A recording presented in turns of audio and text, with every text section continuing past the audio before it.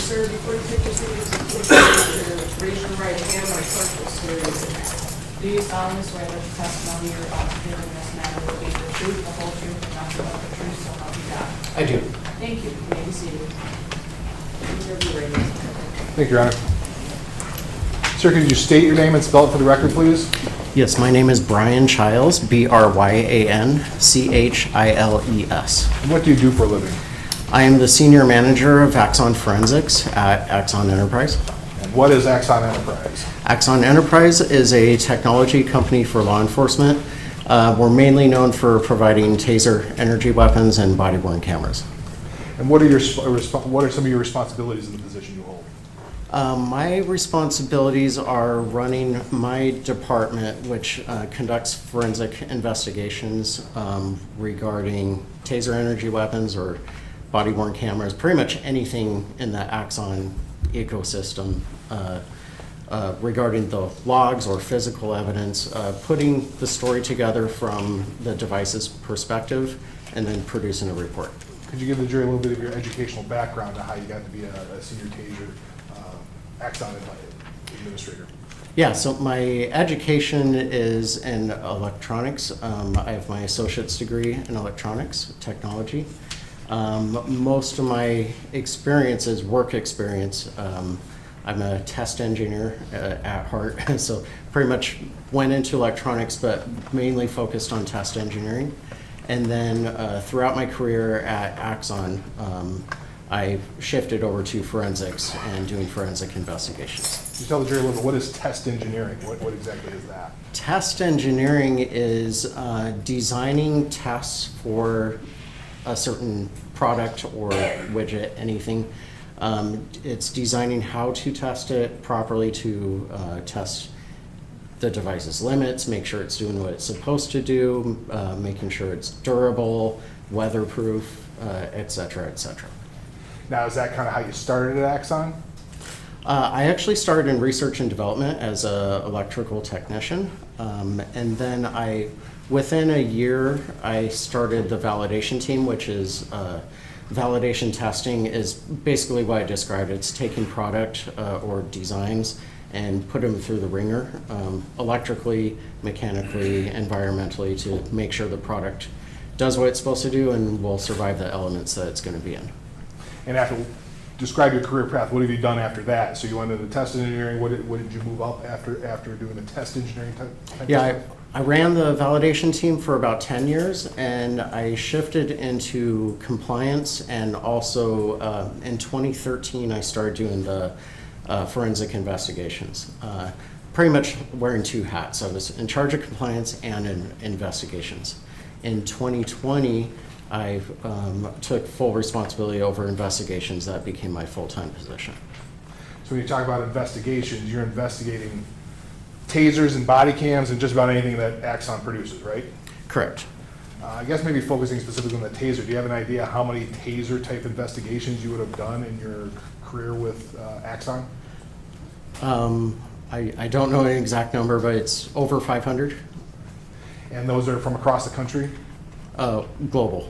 Global, okay, so Yes. Anything across the world, they may send it to you in terms of looking into what happened with a taser or a body cam. Correct.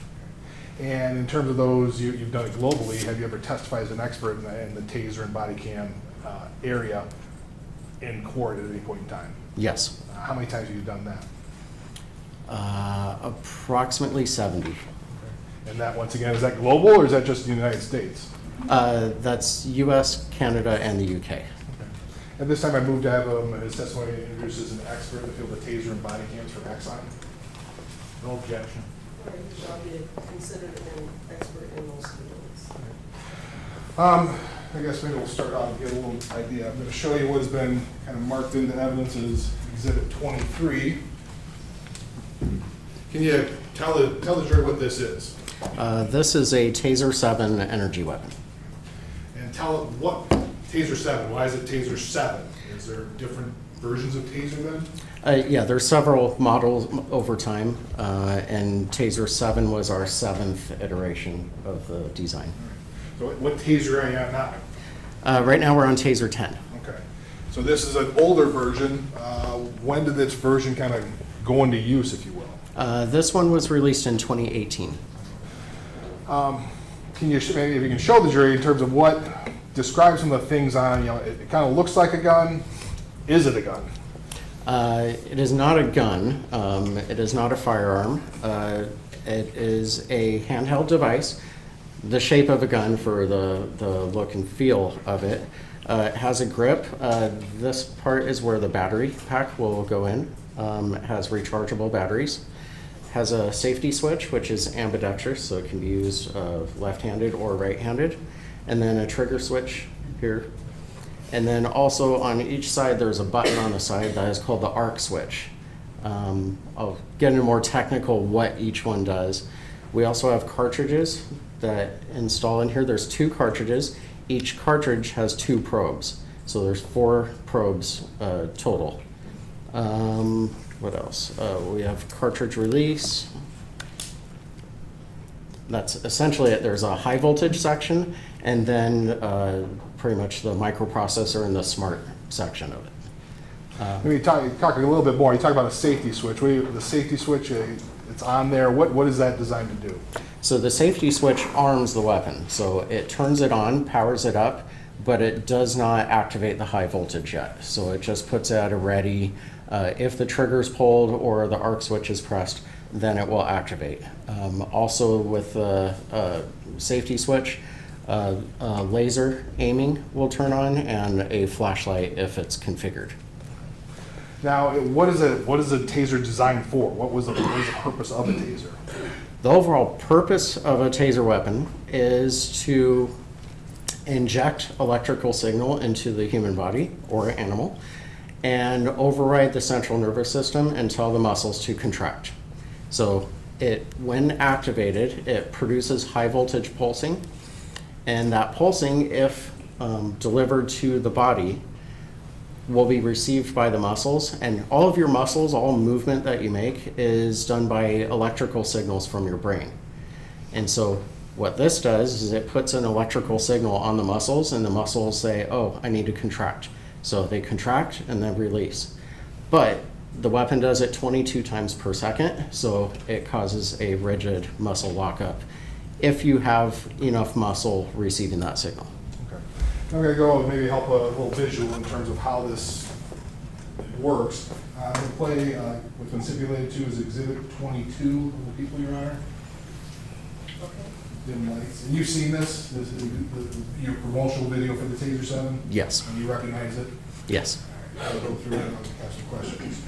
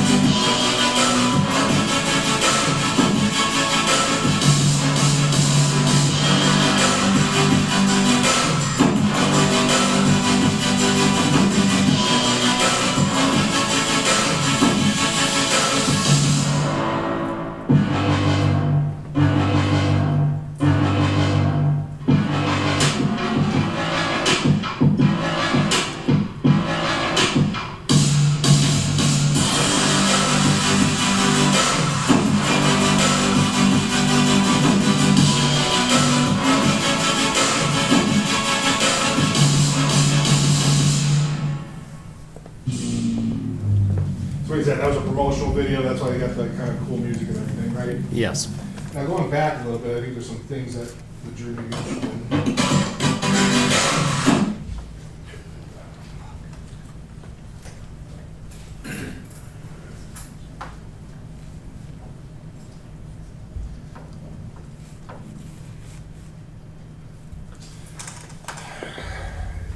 can you describe, when you talk about these cartridges, you got the probes, if you will, can you tell the jury what they're looking at here? So what we're looking at here is the probes coming out of the cartridge. How that works is inside the cartridge, there's a nitrogen gas capsule. Excuse me. About 2,500 psi of nitrogen gas. When triggered, there is an electrical signal sent to a primer, which that explodes internally, and that creates pressure and pushes the gas capsule into a puncture pin. That ejects the air, the nitrogen gas, out of the capsule, going down these channels, and pushes those probes out. So it's not gunpowder as a typical firearm. The probes are launched via compressed air. The wire in the probe, the wire is actually wound inside the probes. So the metal pieces there, the wire's coming out of them, spooled inside them. And it's tethered to the cartridge, which is electrically connected to the weapon. And then the wire is attached to the probe tip. So in terms of these probe tips, that's what's got to go into the person, if you will. Is that a fair statement? The design is for it to go in, but the whole point of the high voltage of a taser weapon is to be able to arc to the skin, to jump through the air to the skin if the probe is close enough. So even if it doesn't penetrate the skin, it can still make a connection. I just want to say for the record that he was testifying from the 19-second mark on Exhibit 22.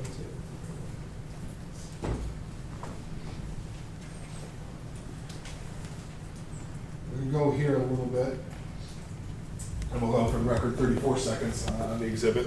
I think right around here they talk about cross connect. Can you describe what this cross connect is? And it looks like a probe is missed, but another was hit. Can you describe what cross connect is and what this video part of the video shows? Yes, so adaptive cross connect is a technology.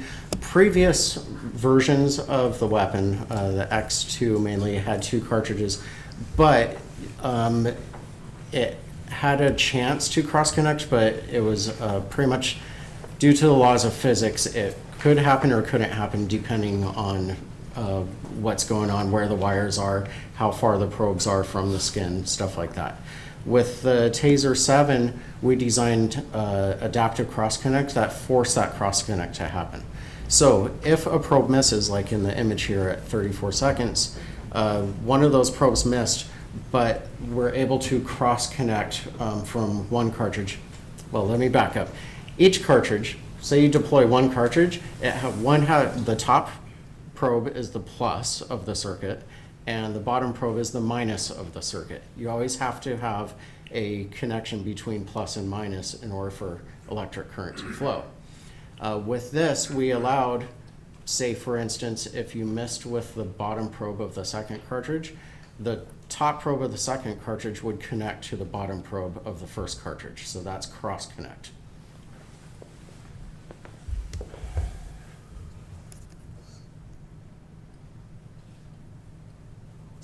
Now here, the Taser 7, and once again, correct me if I'm wrong, the Taser 7 had something about a close range cartridge versus a longer range cartridge. Could you tell the jury what you mean by that? Yeah. We're at point 53 now, and you're talking about the close range cartridge. So with Taser 7, one thing new that we added was 2 different types of cartridge. On each Taser cartridge, the top probe comes out straight. The bottom probe comes out at a downward angle. The reason for that is, I mentioned before with the Taser technology, in order to cause a reaction from the muscles, you need enough muscle to receive that signal. So you need enough muscle mass between those 2 probes. So you need distance on the body. And so with the bottom probe coming out, or top probe coming out straight, and the bottom probe coming at a downward angle, the further back you are, the more spread you have between those probes. That can cause a problem because if you are too far away, then the bottom probe might hit the ground before it reaches the target. So we designed 2 different cartridges, one with a 3.5 degree angle, and that is for long range, And then we have a close quarter cartridge that has a 12-degree angle on the bottom probe, and that is pretty much at 4 feet. In general, your general rule is you need about 12 inches of spread between the probes. There are caveats there on the location on the body because it's really about muscle mass, how much. But in general, you want 12 inches. So effective at 4 feet means at 4 feet you'll get about the 12 inches of spread between those probes. So that's kind of the minimum distance for the close range cartridge that's ideal for appropriate NMI. Yeah, to create that ideal situation for NMI, you'd need to be at 4 feet. And then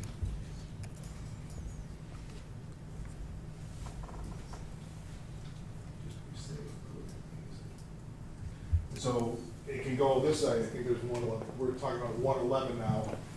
It can go up to 12 feet. Is that the maximum distance, if you will, for the Taser 7? For Taser 7, actually, the maximum range is 25 feet. Okay, so this is even a little bit closer than 25 feet. It can go further back. Correct. The weapon, is a weapon designed to be with this distance then? In terms of that's the ideal way you should use it? Ideally, we create it so that an officer can create distance between him and the subject. But we made the close quarter, so if you can't make distance, then you have those two options. I'm trying lights. I'm going to get away from this for now. Now, in terms of what you talk about high voltage.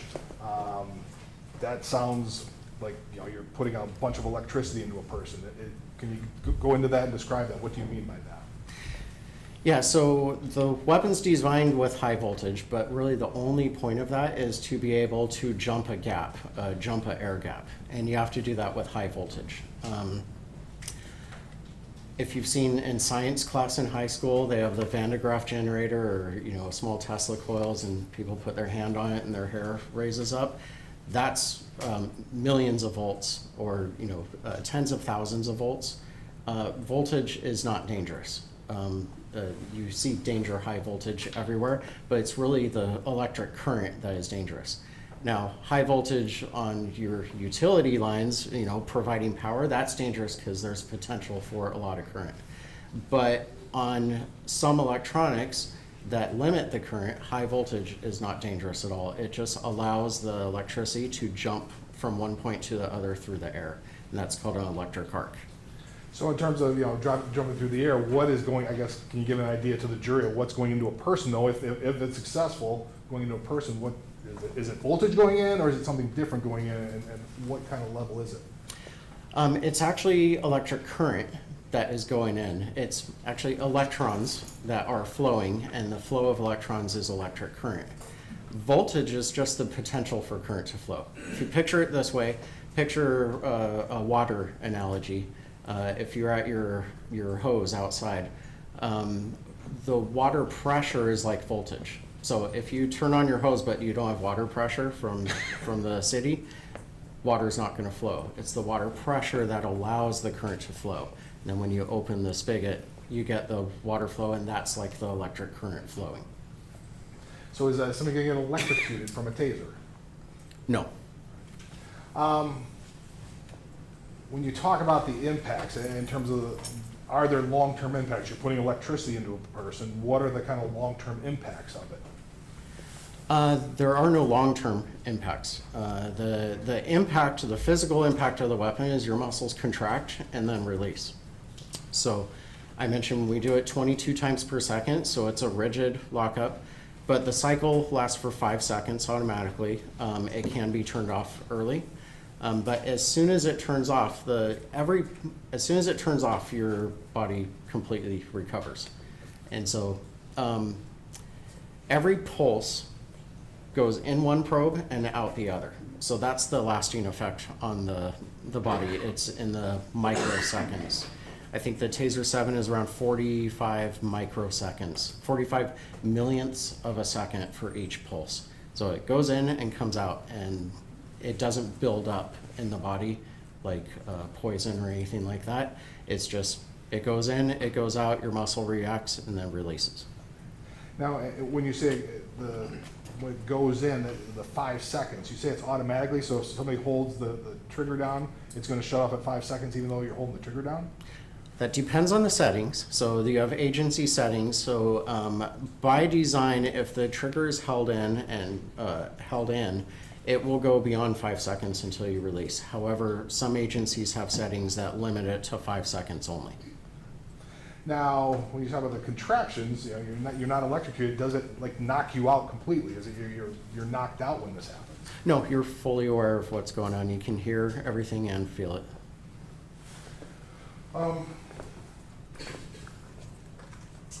You talk about, there's certain things, you know, in terms of if you don't get it, you talk about the 12-inch spread, if you don't get it, the full 12-inch spread, can you describe what happens then? So if you don't get 12-inch spread, we call that a short spread, then the muscles don't respond. You don't have muscles responding, but you do have sensory nerves that are reacting, and that causes, it's the potential for pain. If someone's on mind-altering drugs or numbing drugs and they can't feel, or really drunk and they can't feel pain, it's not going to be effective on them. That's why we created the technology to lock up muscles. But if you can't get the spread, can't get enough muscle between those probes, you're limited to a pain response. Now, part of that, when when a Taser, a new version is sent out, part of it is training people how to use it and so forth, correct? Yes, And one of the things you do is a PowerPoint presentation, correct? correct. I'm gonna pull it up now. Exhibit 24. This is one of the exhibits that's been admitted. Actually, part of the training documents that were admitted. I'm not gonna go through the whole thing.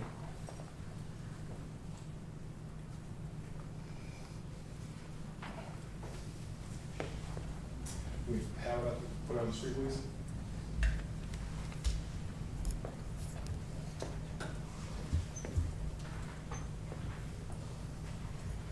So you recognize this? Yes, I do. And this is one of the PowerPoints that are put out with the training when the Taser 7 went out, correct? Correct. Now, in terms of, can you explain here when you say Taser CEWs, that's controlled, what is it, controlled energy weapon? Conducted energy weapon. Are not a substitute for authorized deadly force. What is that there for? What does that mean? So the Taser weapon has limitations, like I said, if you can't get probe spread, or if you don't get enough muscle mass between those probes, it's limited. So we put that in there to say that we're not saying don't put your gun out. If there's a deadly situation, don't rely on the Taser. Like if there's close range and person has a knife, they're typically going to go to their firearm rather than a Taser, because there's limitations. If you don't get the probe spread and it's a deadly situation, your life might be in danger. So we're just saying it's not replacing the gun yet. Okay. Now, replacing it, is the Taser designed to kill people? No, What's it, you know, it's not designed to kill people. What exactly is it kind of designed for then? it's designed to temporarily incapacitate. Move down, try to do a little quicker, but it's hard to move. I'm gonna go to slide 37 now. So this is part of the PowerPoint as well, correct? Yes. And you have this warning here. You just said it's not designed to kill people, but then you have this warning here. Can you explain that? So the warning, the first point, can incapacitate. That's what it's designed for. Can cause death or serious injury. Serious injury, you can get a probe in the eye. You can, using force, you can cause injury. As far as death, most of the deaths that have happened from falls. When a person walks up and they're incapacitated, they typically fall down, and if they're at elevated height, they fall straight to the ground. Or head injuries can happen as well. So it can, anything can cause, almost anything can cause death. But Taser energy weapon, it's not designed to, but if used improperly, it can.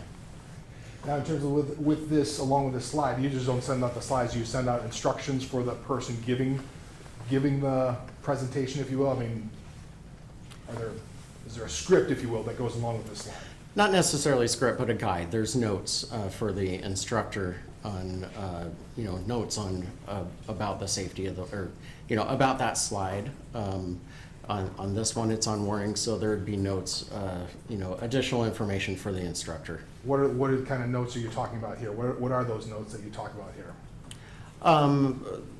Well, they're mostly notes for the speaker to talk on. So on this, there would be additional notes. I don't know exactly the word for word what it says on here, but there will be like can cause death or serious injury. There's notes that talk about falls or head injuries, stuff like that. Does it talk about the safety studies that go into the Taser?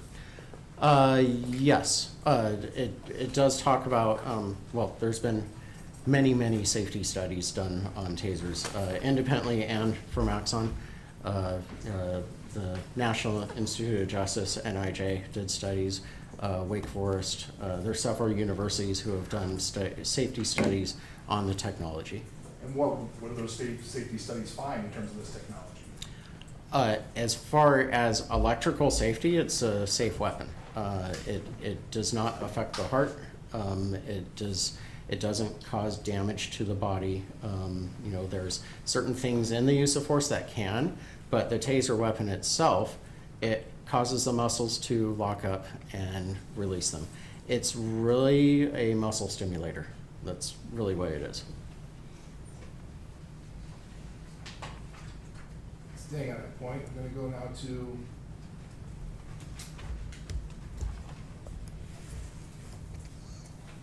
slide 50. This talks about voluntary exposure. It's voluntary exposure that sometimes that police agencies use in their training. Yes. Now, in terms of looking at this, when you talk about risk of injury from stress, that first paragraph, talking about muscle exertion, can you describe what does that mean? So the taser exposure causes your muscles to contract, and so it can, repeated exposure can cause fatigue in the muscles, just like working out really hard. And so that is warning that, stress, physical exertion, falling, especially like voluntary exposures, you don't just have someone stand there and hit them because they're going to fall and hit their head.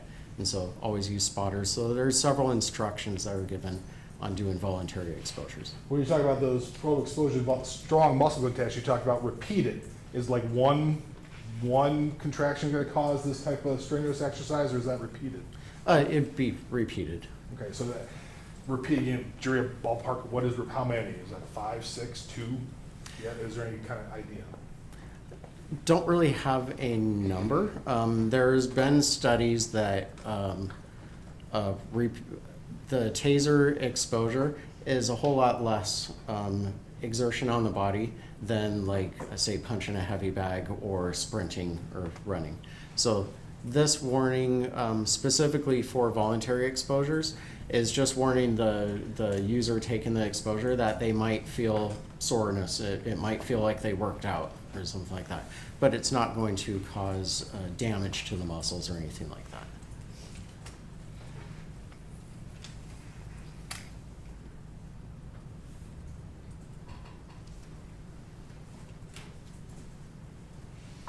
Now I'm going to slide 61 now, key safety guidelines. You've talked about this a little bit. Well, why is this list? What is this list here for in the PowerPoint? This is to warn users to pay attention to the surroundings before a taser is deployed. If a person is up on a ladder or up on a roof or on scaffolding at some type of height, if you deploy the taser and they get the muscle effect, they're going to fall off of that. So pay attention to that. Flammables and explosives, there have been a few out there where a person was seriously injured or killed due to fire because a taser was deployed in a explosive environment or a flammable environment, and the high voltage arc can ignite flammable fumes. Are those kind of the top reasons people have been killed in the history of the taser? Yes, falls is the number one, and then also fire injuries is up there. Now, in terms of number 4, the restrain fast, avoid prolonged exposures, you kind of testified saying, well, prolonged exposures don't build up, but now you're saying avoid prolonged exposure. Can you explain why that's in there? It's just for the situation. The device is painful, and it's a strong use of force, and so it's not causing long-term damage. I mean, eventually, a very long exposure. We had a volunteer do 45 seconds. So one activation is 5 seconds. We've had a volunteer do 45 with no damage. But eventually, at some point, you're going to cause muscle damage. If you keep lifting weights beyond you're tired, but you keep on going, you're eventually going to damage your muscles. So that's why the warnings there, prolonged exposures, you want to limit.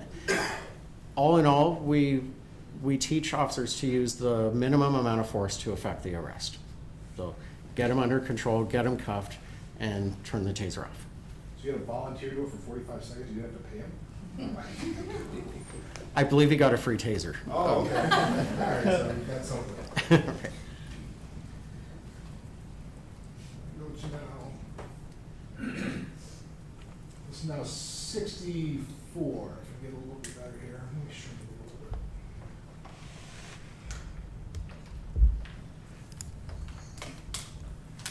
You're talking this in terms of, once again, this is a training. Can you give the jury idea why these preferred target zones? What is this for? So preferred target zones, one, we're thinking safety, and two, we're thinking effectiveness. And so the preferred target zones are deemed safe, won't cause serious injury, and also have the larger muscle groups to give a better chance of getting effective NMI. So when you tell you hit a muscle, so if it just goes like, I mean, I guess maybe your hand is kind of bony, so if it hits the hand and gets a bone, that's not going to have the same impact, if you will, or the same NMI? Right, you have a lack of muscle there. Another example, I mentioned 12 inches. You want 12 inches between the probes. If you put a probe from my fingers to my arm, you have over 12 inches, but that's not going to be effective because there's not a lot of muscle mass there.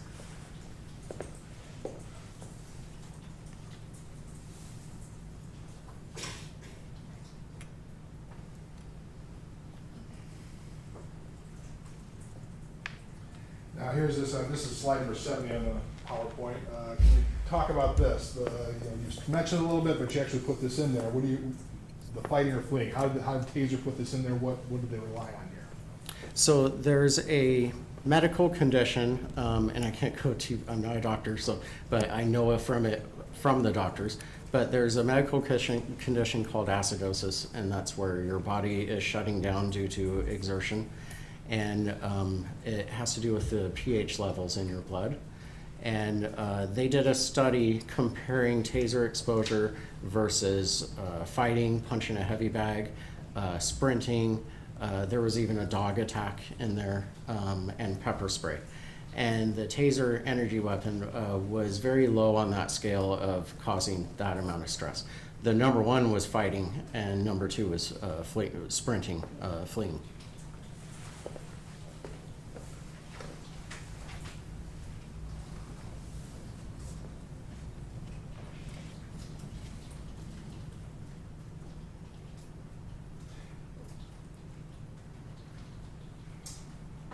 This is exhibit 71.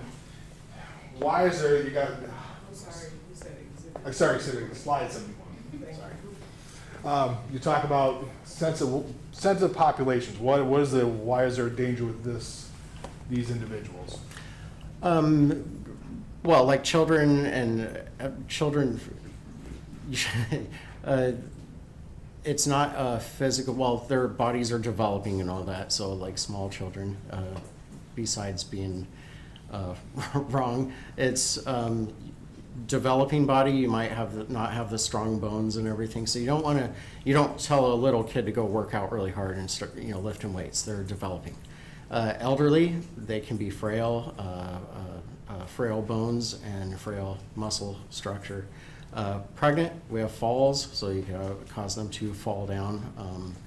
and sickly, low body mass. So this is a weapon that causes muscles to contract, and if you wouldn't have someone go and lift weights, it's ideal. You wouldn't want to do them. If you have an elderly person, you're not going to have them go work their muscles in the gym because you could cause issues. So.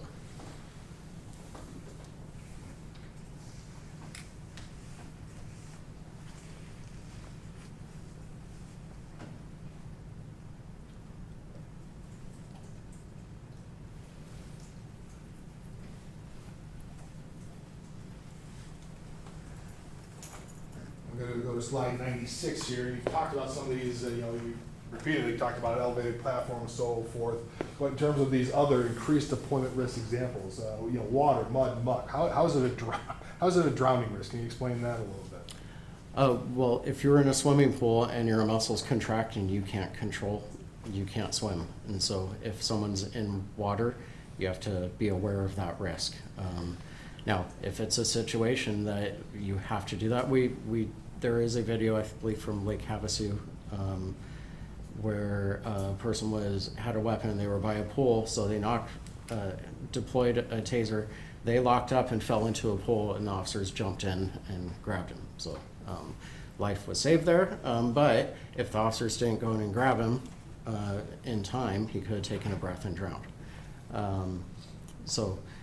Stuff like that, the elevated position, operating machinery. If it's something where you are going to lose control, you won't be able to voluntarily move your muscles. So if you are in a situation where you need to break a fall or defend yourself, you won't be able to. So we're just warning users to be aware of the situation. And if someone might be injured due to it, serious injured, think about it. It seems to be like almost secondary impacts of, when you hit them with a taser, it's something that happens because of the NMI, not because of the taser. It seems to be that's the main danger. Right, it's all secondary. The weapon itself is designed to be safe.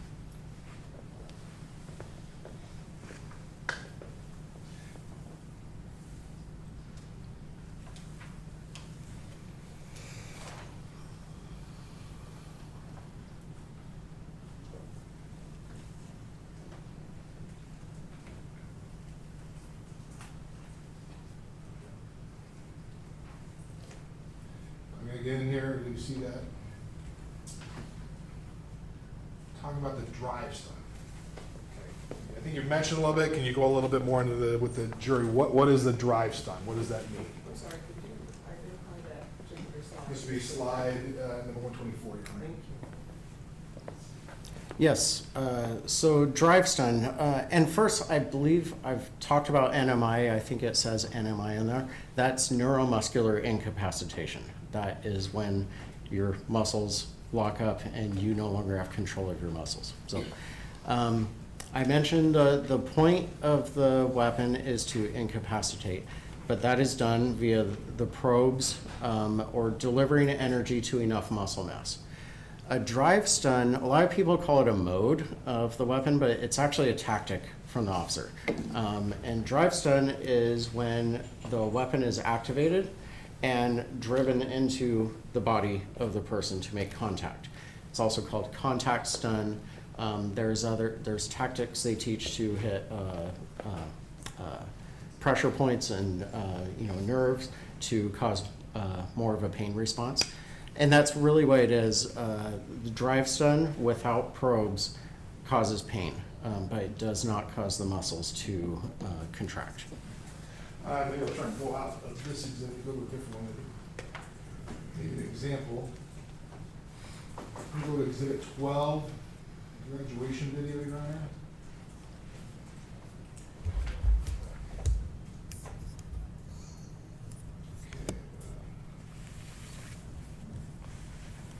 Pause right here. You got an opportunity. This is about 103 in the graduation video, exhibit 12. Back it up a little bit.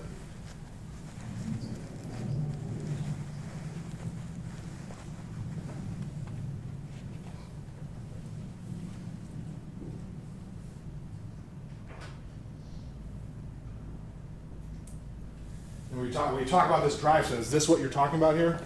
Yes, this one is actually drive stun with a probe deployment too. So this one has potential to cause NMI. If you don't deploy the probes, then it's purely pain response. Why would you, in a circumstance like this, the probe deployment with a drive stun, why would you do this? What's the purpose of this? Well, we had talked about like there's minimum distance, like the 4 feet with the cartridge, that's what causes the 12 inches. If you're closer than that and you cannot get distance, then you can do a tactic like this where you deploy close and then drive stun on another part of the body to complete the circuit and get more muscle between those So electrodes. if you had just done this without the probe deployment, that would just be the drive stun you've been talking about.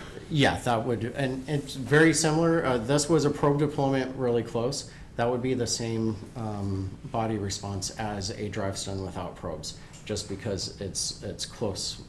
There's little spread between those probes versus on a drive stun, it's just the energy coming from one electrode to the other.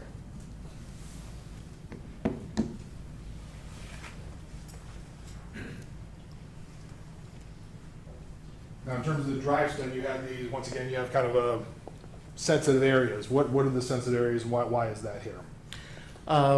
We have the groin, very sensitive area, and also we say to avoid the neck because you can't. It's a weapon putting pressure, so and you can crush the trachea. But that's not necessarily good. The drive stun, that's just enough pressure because of pushing the weapon again. Right. It's just because you're applying the force. It's not really the weapon. And, you want to avoid the face. You don't want, an electric arc across an eyeball probably cause blindness. And so, you avoid the face, the neck, and the groin. And maybe talk about a little bit just to give a jury a better idea.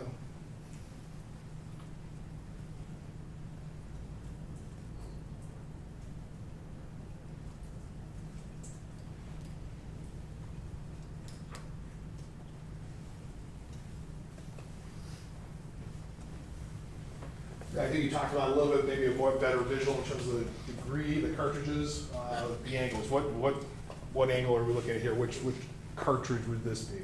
There was slide. Excuse me, that would be slide number 154. Thank you. This is a 3.5 degree cartridge, also called our standoff cartridge. So this is a longer cartridge, if you will? Longer distance rated, yes.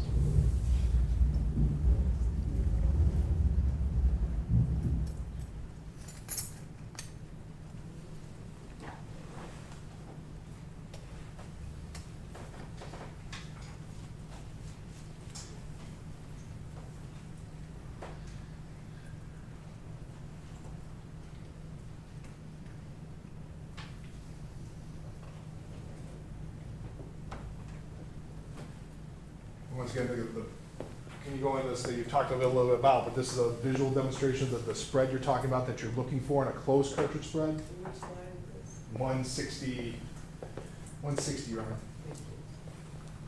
Yeah, so this is showing the 12 degree close quarter cartridge, which has more spread on the bottom probe. So you can be closer to the subject and get more muscle mass between the probes than if you had the standoff cartridge that only has 3.5 degree, and you would end up, if at only 4 feet, you would only have a few inches of spread.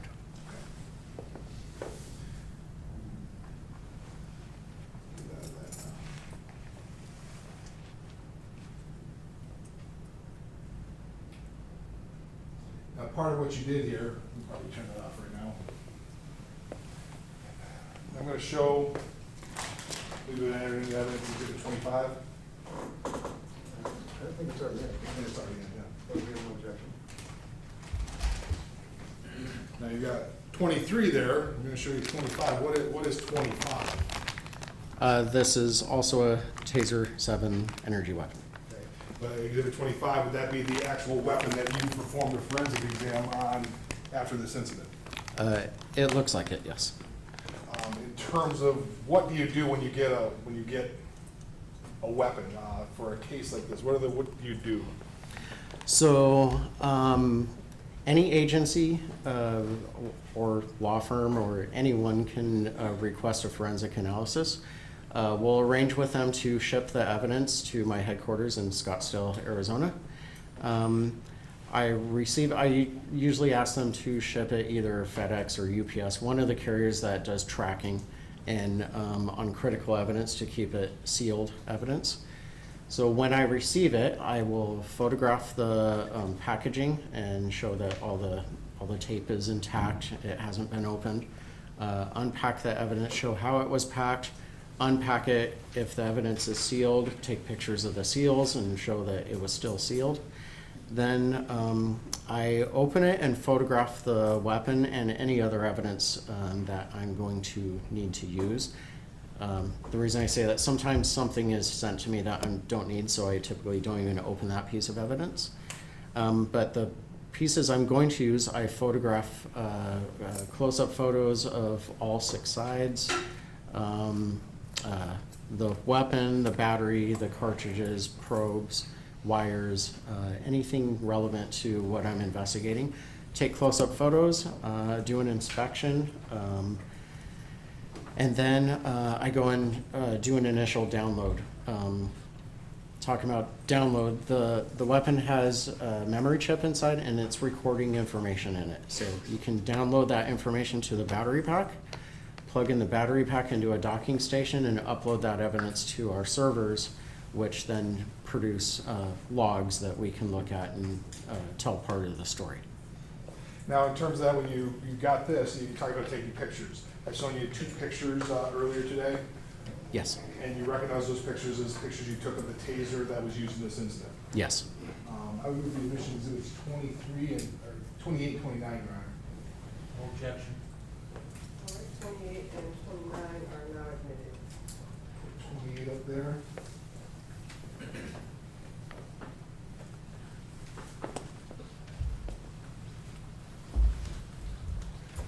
Could you tell the jury what we're looking at here in exhibit 28? That is the front of the weapon, so this is after I have unpacked it and taken photos of everything, and now I'm taking the close-up photos of the front. So that is as if the weapon's pointing towards you like this. Now, obviously, there's apparently a lot of mud and dirt in that. Yes, and grass. Now, in terms of which, and I don't know if you can see it real well, what would be the close cartridge and which would be the longer cartridge, if you will? The one on our left is the 3.5 degree close quarter, and the one on the right is the 12 degree So that's why standoff. it's dropping down a little bit at the bottom there. Right, and so looking at it from this angle, the cartridge 1 is on the right, cartridge 2, I'm sorry, I messed that up. Yeah, cartridge 1 is on the right, I was correct, and cartridge 2 is on the left. And then going to exhibit 29, what are we looking at here? This is 2 probes and the wires unspooled from them. So this is when, after it's been shot and how the taser's kind of left after they're discharged. Yeah, they've been deployed from the weapon, and also the barbed end tip of the probe has been pulled from the body of the probe. Now, in terms of you took these pictures, then you talk about getting a download or trying to tell you what the taser tells you about the incident. Could you tell the jury what you found out about the deployment of the taser in this specific incident? In this incident, the deployment, there was 2 trigger pulls that deployed both of the cartridges. The first deployment, there was no connection between the probes. I believe it arced in air for a short period of time and then lost connection completely, and the weapon couldn't discharge. Okay.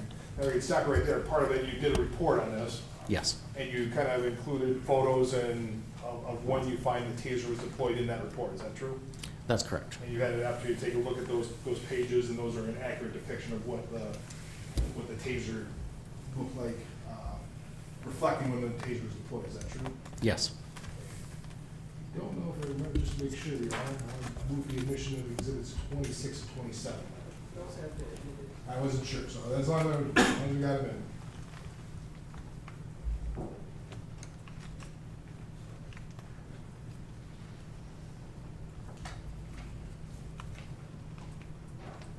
So this is Exhibit 26.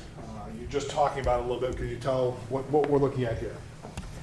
Yes, so this is page 19 of my report, and I include screenshots from the body-worn camera from Officer Schurr. And this shows the reason two screenshots is to kind of show the movement. But you can see this is right when the weapon is being deployed the first time, so cartridge 1 is being deployed. And the subject, you can see his hand pushing, so he pushed the weapon away right before it was deployed. So the probes did not hit his body. So you can tell it didn't hit anything. How can you tell that? How does it register?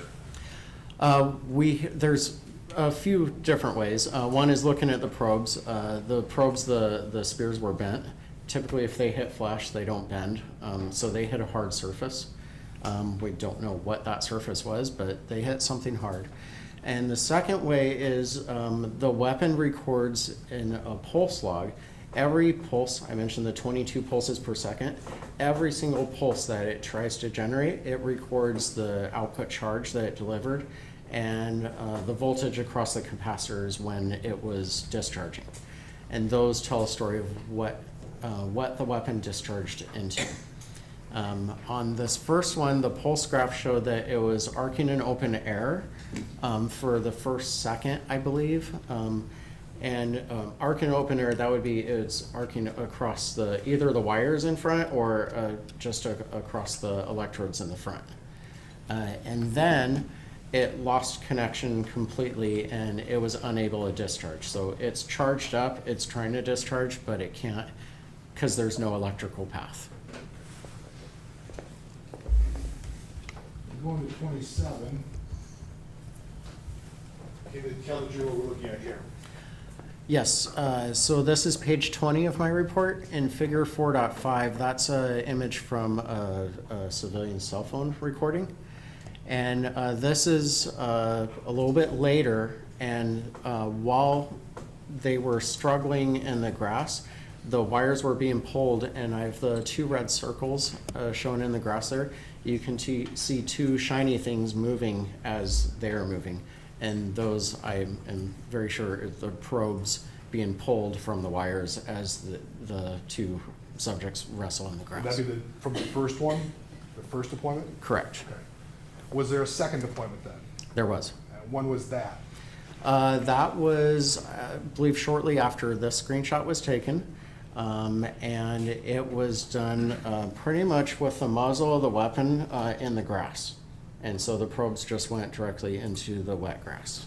How can you, is that, once again, can you tell that just because of the video, or is there anything that registered on the pulses that you were talking about? Was that something on the pulses that we were talking about? Well, the pulses were a little bit different because typically you don't fire into wet grass. Wet grass can look like human flesh, but wet grass is, it depends on the grass. I'm sure the grass in Arizona is a lot different than the grass here in Michigan. You have grass Different in Arizona? minerals. We have a little bit of grass, mostly cactus, but the resistance or the impedance of the material. So you have different minerals, the different resistivity of the water. So there's a lot of differences. In that activation, it showed it discharging into what would look like flesh, but it was also short-circuiting, which means it was probably, it was raining at the time, so the grass was very wet and the ground was very wet, and so the water was probably short-circuiting. It didn't cause any damage, but it's the logs were recording discharging some pulses into resistive material and some pulses into a dead short. And that activation actually stopped early because the weapon sensed the short circuit multiple times, and so it stopped. Now, part of your analysis also, when you talked about, this photo wasn't, but the one before was from the body cam, you did an analysis of the body cam in this incident as well. Correct. Could you tell the jury what happened with that? Because at some point in time, it turned off. Is that when we stopped seeing anything? Could you tell the jury what happened with the body cam? So the body camera, well, I won't say turn off because it's powered on, but it can be put in recording mode, or it goes into buffering mode where it's buffering video into a temporary memory. It started recording automatically due to, I believe it was the light bar in the vehicle, started the body camera recording. And during their struggle, well, let me back up. You can start a video by double tapping the event button. If you press the event button, which is a big button in the center, if you press that twice within a second, that starts recording. It can also start via a Bluetooth signal. So this one started via the Bluetooth signal. To end a recording, you press the event button and hold it for 3 seconds. During the struggle, I gave a detailed, there was like 16 times it was pressed within a 3 second period, but none of those were 3 seconds. But when the camera turned off, the button was held for 3 seconds and it turned off. Analyzing the video at those points in time, it was always when the video was blocked because there was a body right in front of it. So it makes sense that as they were struggling, the button was being pressed, but the last time it was pressed for 3 seconds and it, by design, it stopped recording. So is that more of an unintentional, because there's the bodies pressing against one another, than somebody intentionally trying to turn it off? Correct. One other thing I kind of was finishing up with, in terms of the drive stem, can you show, where is the drive stem, what on the Taser, if you use either one, what are the probes, what comes out for the drive stem? If both probes are deployed, how does the drive stem work? What is that on the? Yeah, so if probes are deployed, picture we have 4 wires coming out here and probes over there. If you were to do a drive stun, there's electrodes, one electrode here and one here, one on the bottom over here and one on the top over here. And so if you do a drive stun, it will discharge that electricity into the skin and the sensory nerves. Okay, so it's just those 4 little points. Yeah, it's just these 4 points. Okay.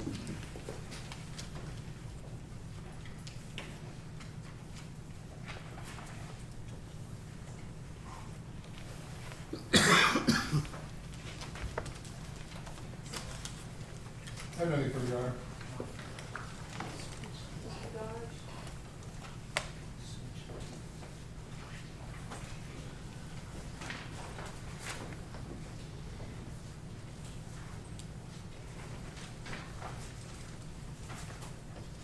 Good morning, Mr. Chiles. Good morning. So you did a great job of explaining that as in basic of terms as can be, but it's not necessarily intuitive to everyone, so I just have a few clarification questions here. Sure. Sir, for the most part, everything you testified to as far as the Taser, how it's designed, the PowerPoint, is it fair to say that's in the hands of a trained person? Yes. And Axon's classification of a Taser as a less lethal weapon, is that in the hands of a trained person? Yes, there's a lot of caveats and warnings that need to be gone through and thought about during a deployment or even before a deployment. So yeah, I would classify it, it's really built for a professional or for a person who's gone through training on that platform of weapon. Okay, and I want to get to that training in just a moment here, but in the hands of an untrained person, would Axon market this as a less lethal weapon? It's designed to be less lethal, but in the hands of a person who's not trained on it or someone who has ill intent, it could be dangerous. Now, as far as training goes, can you just give us a snapshot as far as how is Axon, do they start the training that an officer ultimately gets, within their department? Can you just, if you're aware? Yeah, so overall, how it works is Axon develops the training program, but each agency is responsible for their own training. Typically, an agency, depending on the size, they'll have one or a certain number of instructors. So they are responsible for teaching the users, the ones who are going to be carrying the weapon. those instructors, they are taught master instructors who are taught by Axon. So Axon trains the trainers who will eventually train the users. And does a department designate someone to go meet Axon for training to become what's deemed a master Taser instructor? Yeah, a master instructor goes through a week-long course, and it includes PowerPoints, but also practical drills as well. And then that master Taser instructor goes back to their department and trains their officers on what they learned. Correct.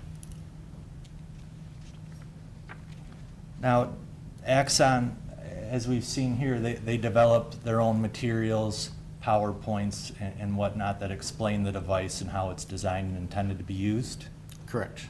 And that includes warnings, is that right, about the device? Yes. Mr. McFarland, could you please put that PowerPoint back up there?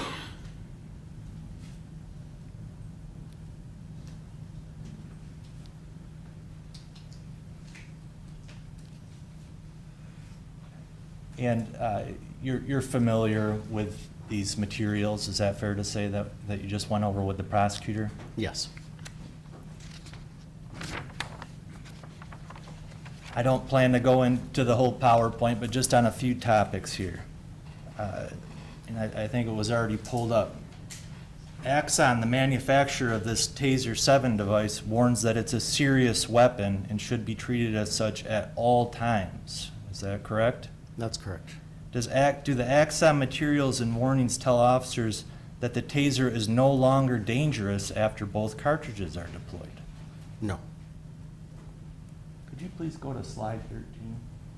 This is exhibit That was People's Exhibit 2022. I don't know, is this ours? All right, this would be, it's also Defense Exhibit G6. Is it the same documents? We don't need two. So it appears to be, so I just want to, we could use mine or they could use theirs. But which exhibit was it, 24? Under the people. Ours is 24, correct? 24 or Defendants G. Well, that hasn't been admitted, so G6 hasn't been admitted. Are you familiar with this PowerPoint? Yes, I am. And it'd be duplicative, so like we don't need two exhibits that are the exact same thing. Well, theirs is included as part of the larger GRP training. This is just our DMS training. So they're, I guess, a little different in that regard. So this is part of their exhibit. Yeah, we don't have, yes, it is. Okay, so then it will still be duplicative, just because it's extra, but you can refer to the slide that's within the PowerPoint, because I think it would be the same slide. I don't know. I'm sorry, we get three attorneys on this. I don't think the numbers might not be the same. We recognize it's duplicative, Your Honor, but because it's a larger package and a smaller package, if he's referring to something on the record as slide 12, it might not be the same slide as in the Or larger you can package. check that out. Which slide is this for you? It's gonna be different because our exhibit does start with the GRP, some of the training stuff, so they're later on, so it will be different. This is technically a separate, would then be a separate piece of material here. So it's still not admitted. And I would move for the admission based on this expert's knowledge of this. And that's a G6. Okay. Is there any objection to G6? No objection. Okay. Then exhibit G6 is now admitted. Thank you.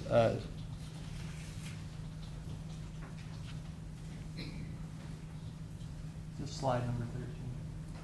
please.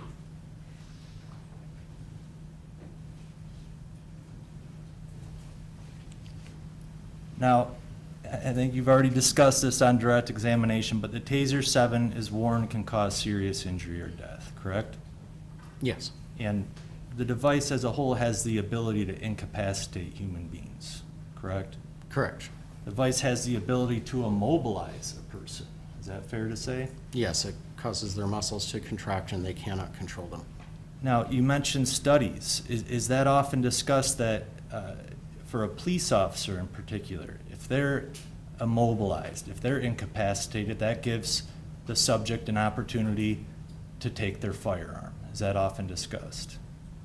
Yes, if a person's incapacitated, they can't defend themselves or their equipment. Now, besides incapacitation or immobilization capabilities, it's also capable of causing serious injury, or I think you even mentioned death, if just by directly targeting it on certain areas of the body. Is that what's warned? Yes.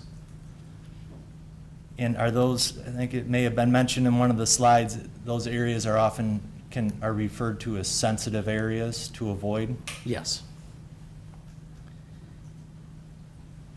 Now, risk of serious injury or death with these targeted areas, targeting areas that are sensitive, can that occur in both probe mode or in the drive stun, the contact mode? It could happen in either mode. Even if the weapon's just armed, there could be danger due to the laser. So that can cause eye injury without even activating the weapon. All right, thank you. So proper training's critical to try to avoid these potential serious injuries or perhaps even death. Is that fair to say? Yes. And the device, as we discussed, is less lethal if used in the hands of a trained person as designed and intended. Is that fair to say? Yes.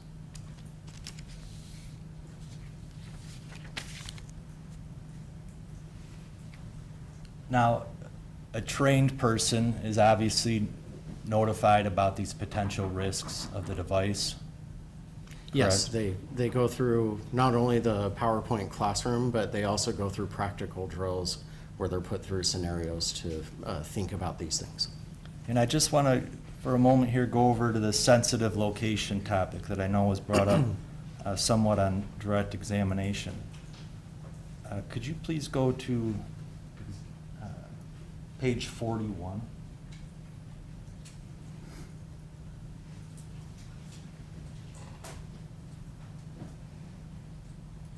Does that train the user on the preferred target areas frontally? Yes, we looked earlier at the rear view, the rear of the body, which was mostly most of the body except for the head. And then on the front, we include the groin area, the chest, and the face and head. And there's mention of increases dart to heart safety margin. What's that? So the dart to heart is there was a study previously where the heart could be temporarily affected by the taser, but the dart had to be a certain distance from the heart, and it was like millimeters or a centimeter. I forget the exact number. And so to remove that risk, we removed the chest as a preferred target zone. There's typically some muscle there, but not a lot. So we didn't lose much from just removing that from there. But to get the probe that close to the heart, it would have to be a very skinny person, very small chest, with and the probe would have to penetrate right over the heart and discharge right to it. Okay. And it's clear to the user, do not intentionally target head, eyes, throat, chest, or genitals. Is that right? Correct. And I believe you mentioned use of the taser probes to the eyes could cause blindness. Yes. And you just brought up the heart. Now, is the neck and the throat also put as an area to avoid? Yes. And also the genitals? Yes. And would an untrained person intuitively know to avoid these areas to potentially cause serious injury or death? They would not. And I want to clarify, you said something about probe to the eye, but I believe even discharging electricity into the eye without the probe, like for a drive stun, or even I mentioned the laser to the eye. So it's not probe to the eye, the only thing that could cause blindness. There's several other factors. Okay, and I was going to get to another one of those that I think you brought up on direct examination already, but let's just take the cartridge, the probes, the wires out of the equation. You brought up that the device still has the ability to administer a drive stun, Correct. and that also delivers an electrical charge onto a subject, has that ability, correct? Yes, that would discharge into their body. Could you just hold up the exhibit there?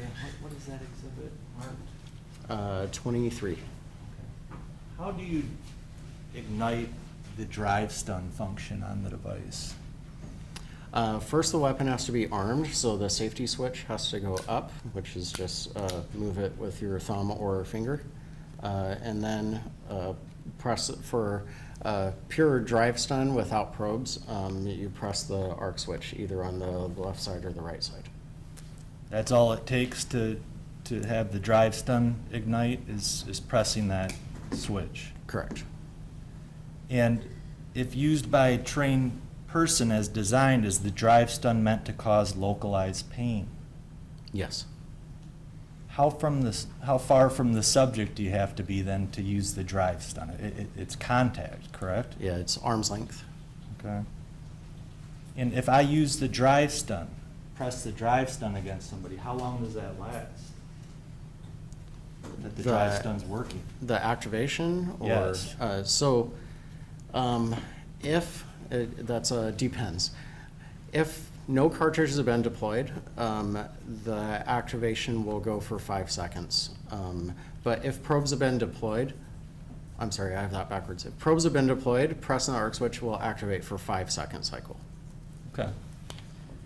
And the drive stun alone, I believe you mentioned, all by itself, drive stun, that does not cause this NMI, this neuromuscular incapacitation by itself?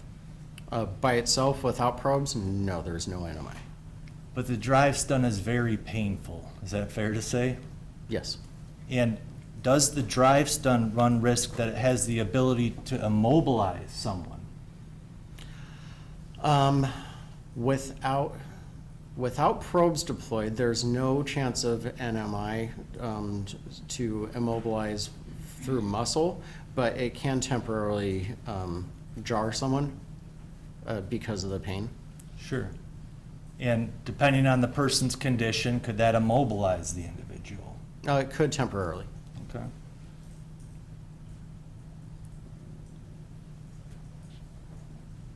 Now, I think you already had mentioned the drive stun itself to sensitive areas. Have you ever been drive stunned before? Yes, many times. Has anybody ever deployed it against you? Yes, once. Okay. Would you let somebody drive stun you in the eye? No. How about the throat? Throat? No. How about the genitals? Yeah, absolutely not. Could it cause serious injury? Yes. And just to clarify, that's cartridges out of the equation, just this drive stun contact, correct? Correct.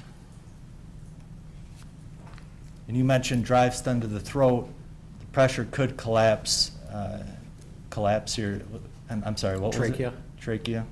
So that could be even worse than a serious injury, correct? Yes, I mean, the electricity itself is not going to do anything except for the pain, but pressing on a sensitive area like the trachea, a person typically doesn't sit still when a drive stun is applied to them. They're trying to move, so it's easy to crush the trachea in that situation. And just on this prolonged or repeated use, I think you had talked about that. Axon warns to avoid prolonged or repeated uses, is that right? Yes. And would an untrained person have that knowledge? No.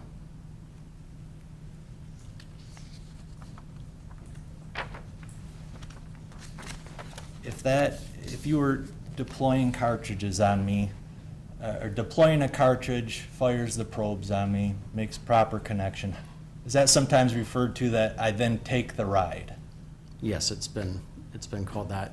Typically in volunteer exposures, yes. How long does the ride last? 5 seconds.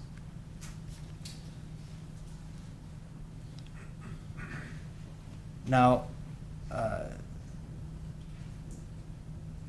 think you've explained as far as when you deploy the cartridge, how do you deploy the cartridge? Cartridge deployment is done via the trigger switch, so that's this one. Take much pressure to pull that trigger. A little pressure, but not much. It's easy to do. Okay. And if you deployed and there was a live cartridge in there, it would then essentially send the probes through the air towards me, correct? Correct. And the probes would stay connected back to the device by the wires, correct? That's correct. Now, as far as the wires go,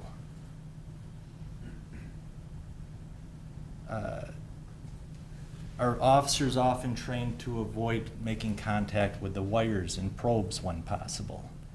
Yes, we train them to cuff under power, which means the weapon is active, and so they're under the power of the neuromuscular incapacitation, but we warn them to avoid the wires and the probes because they could receive some of that shock. Now, the probes, and I think we see them right in the exhibit there, it has a sharp end to it, correct? Yes. And does that have some type of barb on it, Yes, on the Taser 7, there's 2 barbs on it. similar to like a fish hook? Is that fair to Similar. say?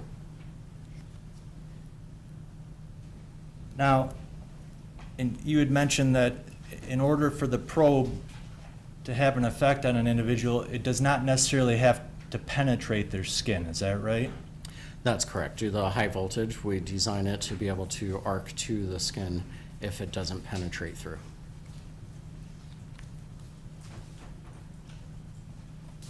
You had talked about this Taser 7 device has the capability of holding 2 cartridges, correct? Correct.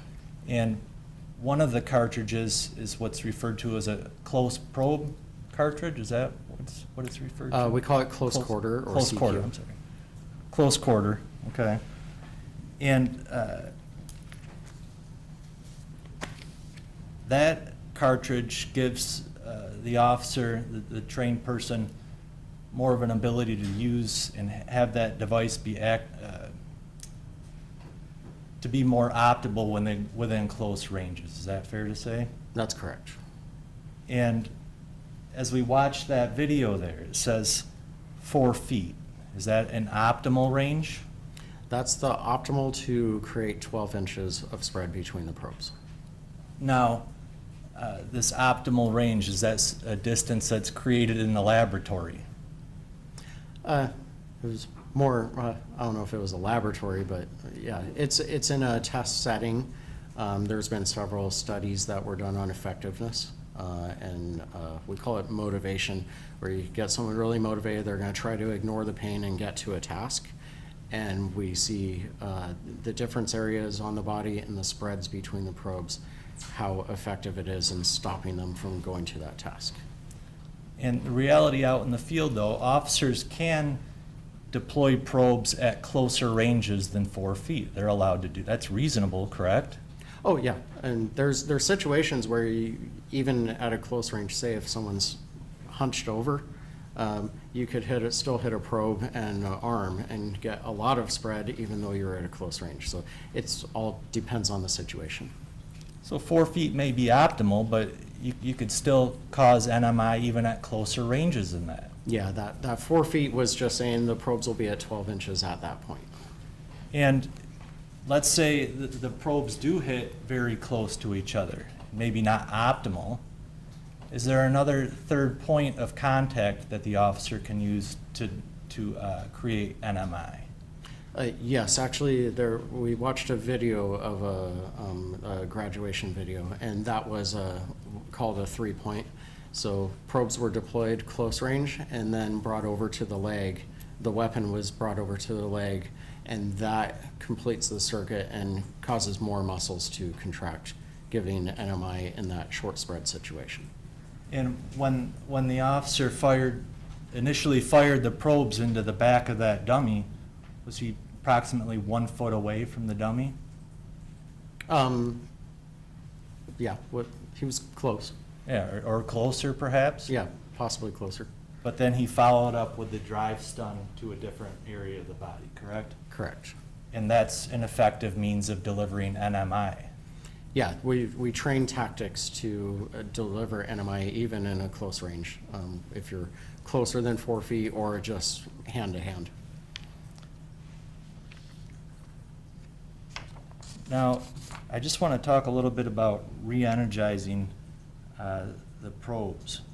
We're not able to do a live demonstration in the courtroom here, but let's just say that you have the device there. Okay? You fire both cartridges. So now on the floor here, if they were to land on the floor, we would have 4 probes and the wires connecting those probes back to the device, correct? Correct. And officers are trained to avoid contact with the wires and probes, right? Yes.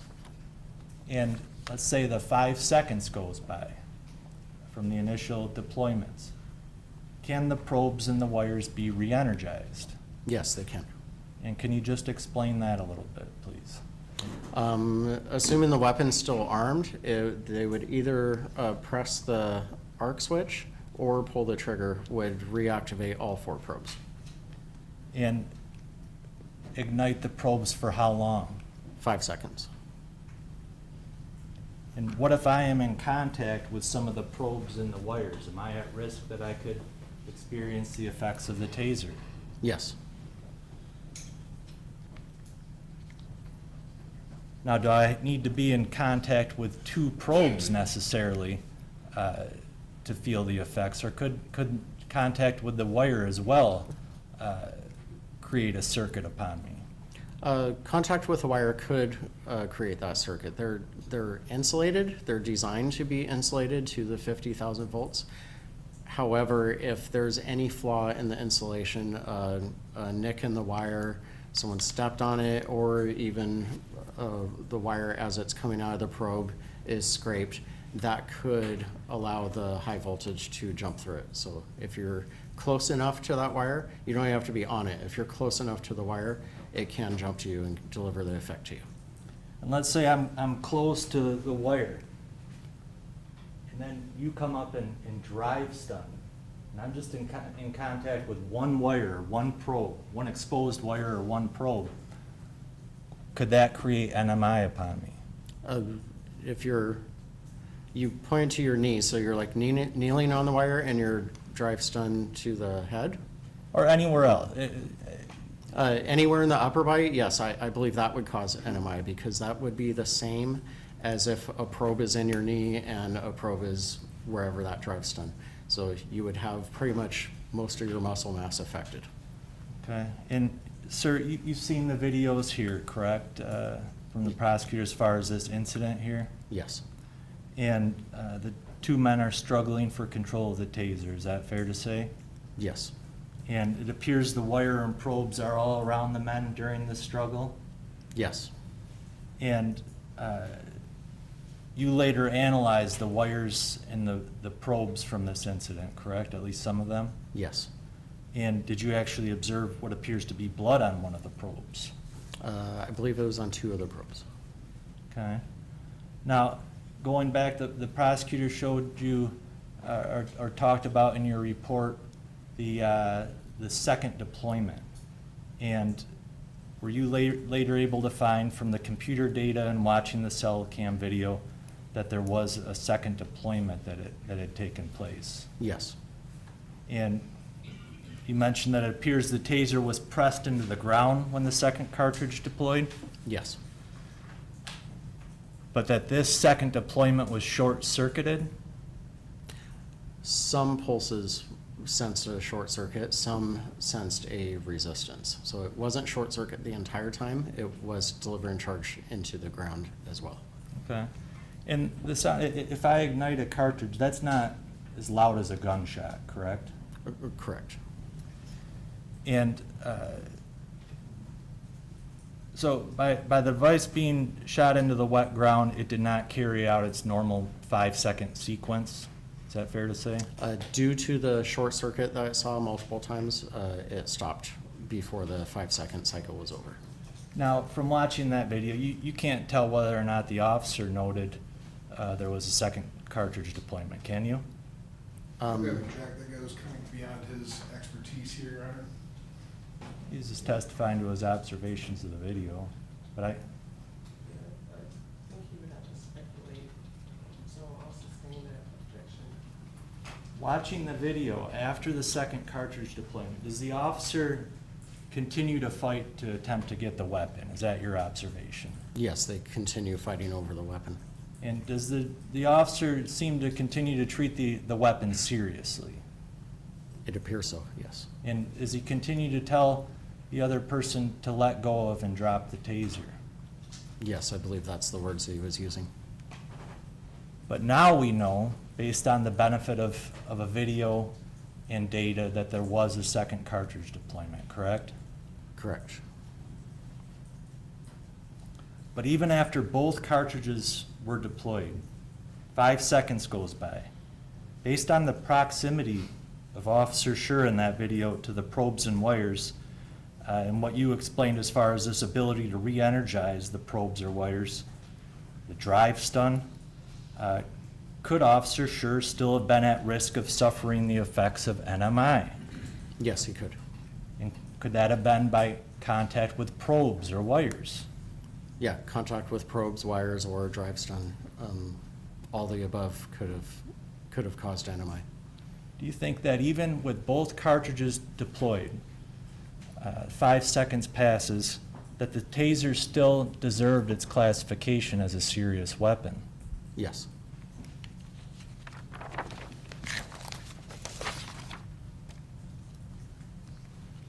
Now, as far as the fact that the grass was wet, okay, and we've got the wires and probes amongst the parties, if the device was activated again, what could the wet grass have any effect as far as somebody perhaps feeling the effects of the device? There's a misconception that water increases electricity strength. It does not. However, it does create more chance of a path to you. So that's why you don't go near power lines when it's wet, because you could cross that path where electricity will travel through the water. So in this case, the water helped increase the risk of the electricity traveling to either of them, laying in the wet grass and activating a taser. Both of them were at risk of feeling the effects. Okay.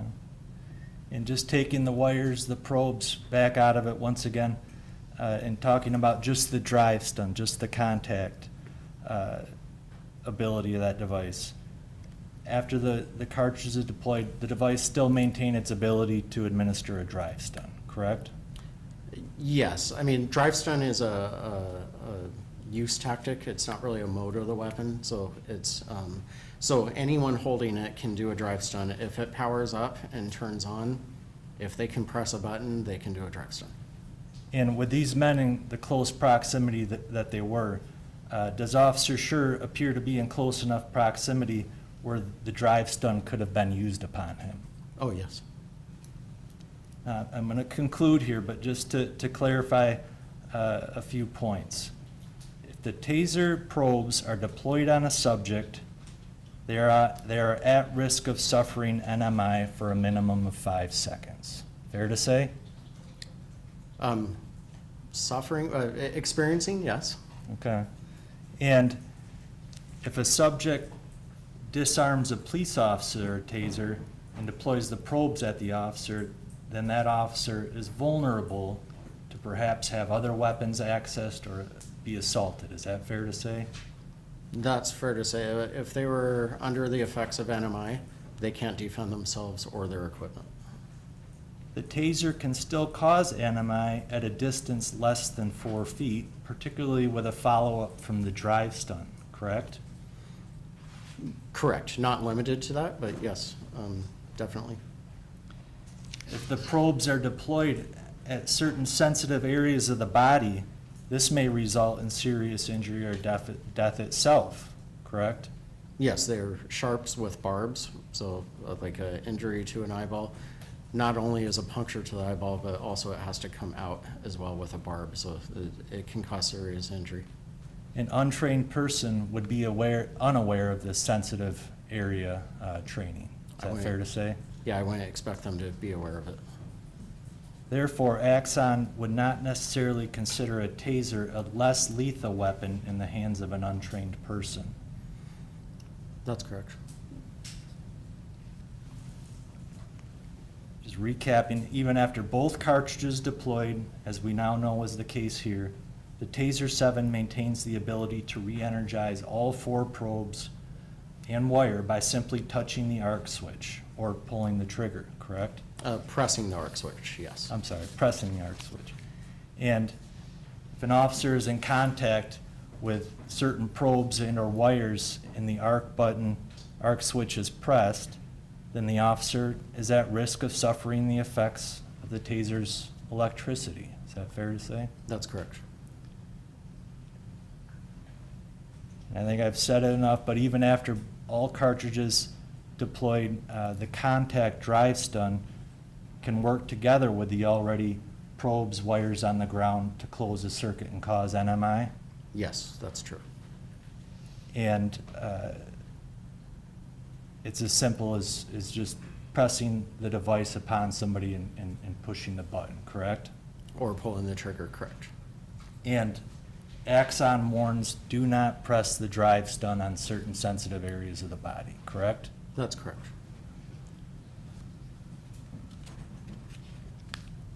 So even after both cartridges deployed, 5 seconds passed, the Taser 7 weapon still maintains the ability to deliver incapacitation, immobilization, or its contact drive stun can still be used on sensitive areas to cause serious injury or death.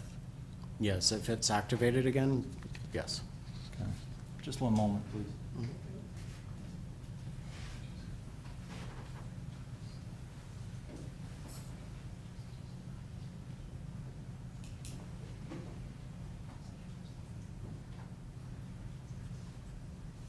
Does the drive stun make noise? When you ignite the drive stun, does it make some type of noise?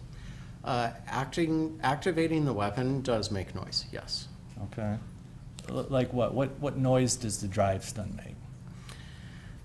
I hate describing this. It's difficult to describe. So when the weapon is arcing in open air, arcing across the electrodes, it's like a loud clacking type of sound at 22 times per second. So it's a fast clacking. Okay. Fairly intimidating? Yes. We even train, there's called an arc warning. So without deploying, you can press the button and show the arc and they hear it, and that sometimes is a deterrent to get compliance without even deploying the weapon. Okay. And just one other topic, deploying the probes at less than 4 feet, the optimal range, there's still an ability for the device to cause NMI at less than 4 feet, correct? Yes. And if we watched a voluntary tasing video and the individual was shot from a foot or two, it still has the ability to lock somebody up pretty good. Is that fair to say? Yes, the potential's there, yes. Okay. That's all I have. Thank you. Mr. Becker? Yes, Your Honor, I have some follow-up. We'll start. Gonna do a VR screen.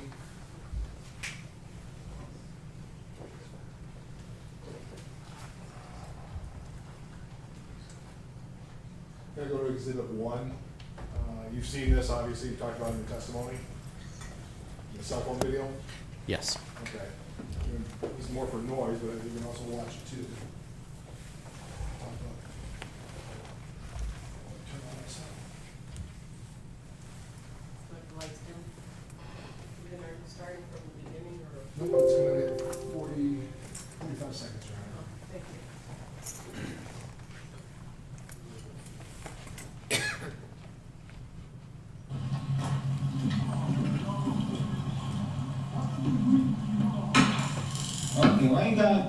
There's more of the sound there. What was that pop? The initial pop was the cartridge being deployed. So that's the shot, if you will, the air, the gaseous air, the nitrogen gas. Correct. That tinkling after that, what is that? That's the loud clacking I was describing. Okay, that's what you hear for a drive stun.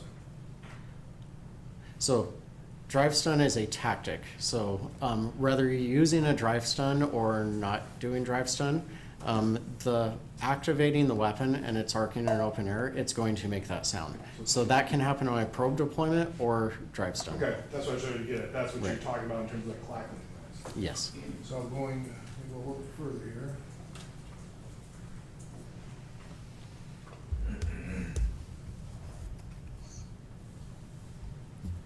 Let me go to 52 seconds. Good, man. Let go of the taser.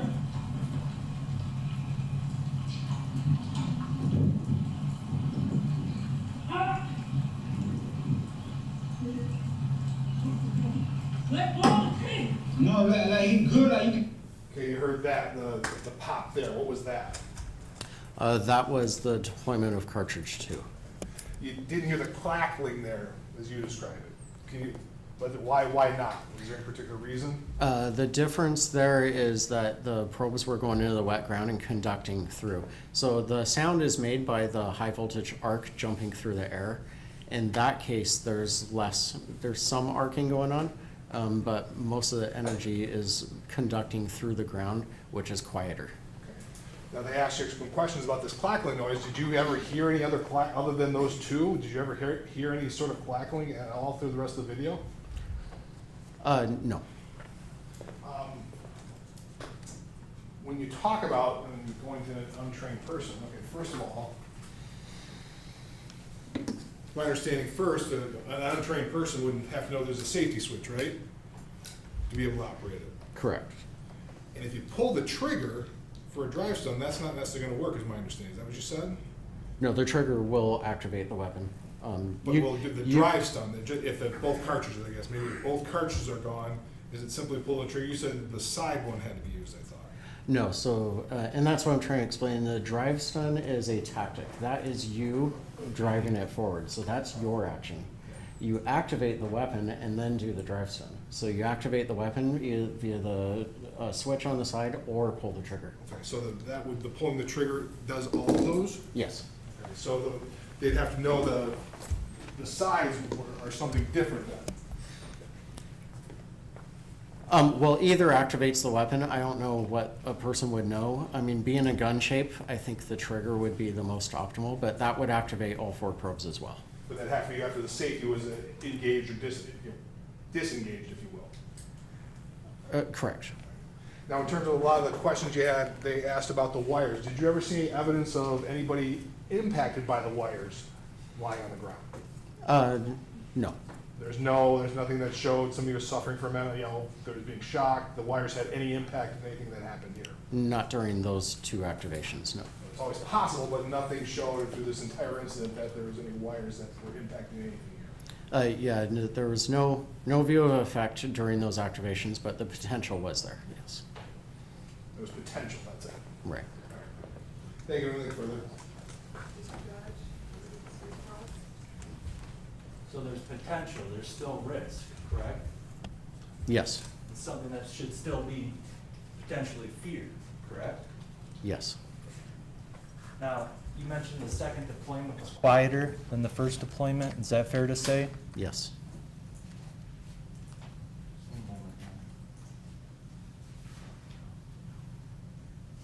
That's all, thank you, sir. Nothing further, Your Honor. I have a couple of questions. One, Turning off the safety, do you have to do that each time you use the taser? Or once it's off, it's off? No, so when you arm it and say deploy 2 cartridges, if you do not place the safety in the safe position, it still can be activated by the press of a button. Okay. And then, do you have to hold the trigger down and using it as a drive stun, or do you have to hold the trigger or push the trigger and then you have to hold it while you're using it? No, pull and release, it'll automatically go 5 seconds. In the drive stun? Drive stun or pro mode, it doesn't matter, it'll automatically go 5 seconds. Okay, thank you. Any questions based on that? No, you're not. And I guess, but just to clarify, to activate the drive stun, both cartridges are already deployed. You can simply press the trigger to activate the lightning bolt at the end of the device, is that correct? To activate the high voltage, yes, it's trigger pull or arc button switch. Either one does the same thing. Okay, all right, thank you. No, you're not.